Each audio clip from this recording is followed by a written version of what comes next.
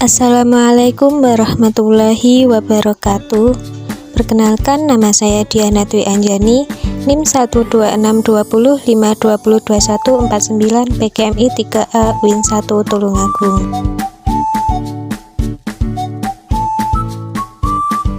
Di kesempatan kali ini saya akan menjelaskan materi tema 4 berbagai pekerjaan subtema 1 pembelajaran 1 kelas 4 SD atau MI, tematik terpadu kurikulum 2013.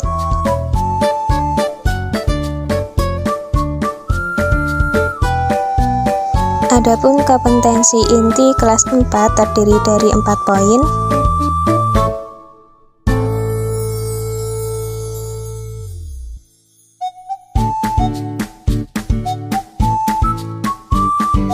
Kemudian pemetaan kompetensi dasar terdiri dari 3 mapel, yakni IPA, IPS, dan Bahasa Indonesia. Tujuan pembelajaran pada pembelajaran kali ini terdapat 5 poin, seperti tertera pada slide berikut.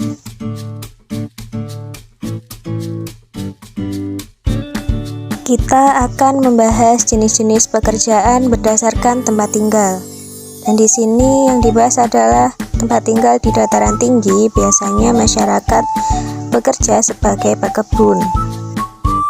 Ciri-ciri dataran tinggi berada pada ketinggian antara 200 sampai 2000 meter di atas permukaan laut. Suhu antara 14 sampai 25 derajat Celcius. Mendapat curah hujan yang cukup, tidak tahan terhadap kekeringan, dan pasti tanahnya subur. Mari kita simak teks yang berjudul Tempat Hidup Tanaman Teh. Teh merupakan minuman yang banyak dikonsumsi oleh masyarakat di berbagai belahan dunia. Di Indonesia, tanaman teh tumbuh subur di wilayah pegunungan yang berudara sejuk. Perhatikan lingkungan tempat tinggalmu. Apakah kamu tinggal di pegunungan, di dataran rendah, ataukah di wilayah pantai? Bagaimana jenis tumbuhan yang terdapat di sana? Pekerjaan apa yang ada di sana? Teh merupakan salah satu tanaman yang tumbuh di daerah dengan ketinggian antara 200 sampai dengan 2000 meter di atas permukaan laut. Tanaman teh dapat tumbuh dengan baik di daerah dengan suhu antara 14 derajat Celcius sampai 25 derajat Celcius.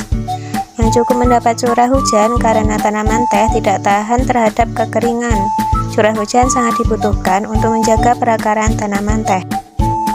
Di Indonesia, perkebunan teh tersebar di beberapa wilayah pegunungan di Pulau Jawa dan Sumatera. Kedua pulau tersebut sangat mendukung pertumbuhan teh karena tanahnya sangat subur. Beberapa daerah perkebunan teh di Pulau Jawa antara lain Ciwidey dan Bogor, Brebes dan Wonosobo, dan Malang. Adapun perkebunan teh di Pulau Sumatera antara lain di Simalungun dan Kerinci. Pohon teh juga berfungsi untuk mencegah terjadinya erosi.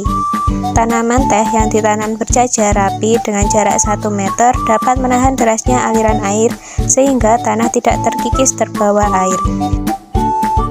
Jadi, selain berfungsi sebagai bahan minuman, teh juga berfungsi untuk menjaga lingkungan.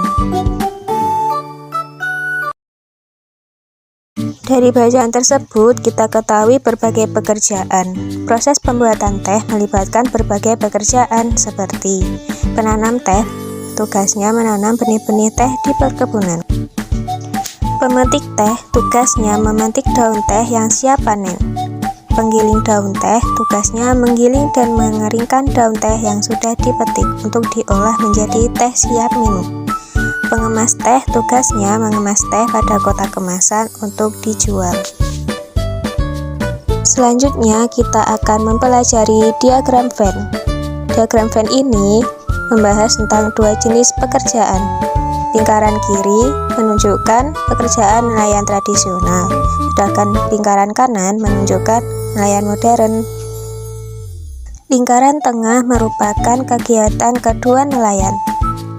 Nelayan tradisional pergi melaut di malam hari, menggunakan nampan, tidak bisa melaut jauh, tidak menggunakan radar, serta tidak membutuhkan bahan bakar.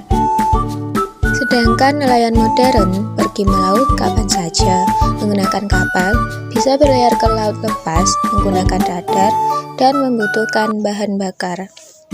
Kegiatan kedua nelayan tersebut sama-sama menangkap ikan menggunakan jaring.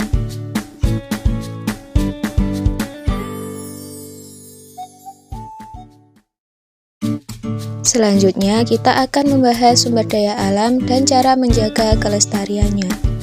Sumber daya alam dibagi menjadi dua.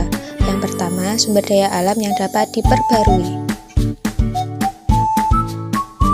Sumber daya alam yang dapat diperbarui adalah sumber daya alam yang dapat dikembalikan persediaannya dan dapat diperbarui dalam waktu yang relatif mudah dan biasa dikembangkan melalui budidaya. Contohnya, air, tanah, udara, hewan, dan tumbuhan. Cara melestarikan sumber daya alam yang dapat diperbarui. Yang pertama, tidak membuang sampah di sungai, tidak memancing ikan di sungai dengan menggunakan peledak, serta membersihkan sungai secara rutin untuk menjaga kelestariannya. Kedua, menanam pohon berkayu yang dapat ditebang secara berkala, serta melakukan tebang pilih. Yang ketiga, tidak memancing ikan di sungai ataupun di laut dengan berlebihan, membudidayakan ikan di tambak, dan tidak mengonsumsi ikan secara berlebihan.